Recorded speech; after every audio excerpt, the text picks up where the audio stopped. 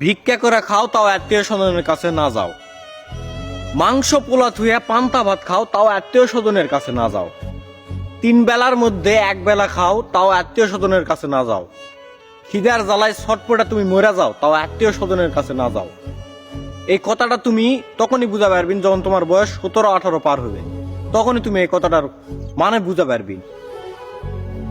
বন্ধু বান্ধব আত্মীয় স্বজন ভাই ব্রাদার যা আছে যাবতীয়, তুমি গরিব তুমি অসহায়, সেই সময় তুমি খালি তারকে দিকে একটা বার তাকাবি না, একটা বার তারকে চোখে মুখে কতটা রাগ, কতটা অভিমান, কতটা ক্ষোভ জমা আছে, এই জিনিসটা তুমি তখন দেখে পাবি।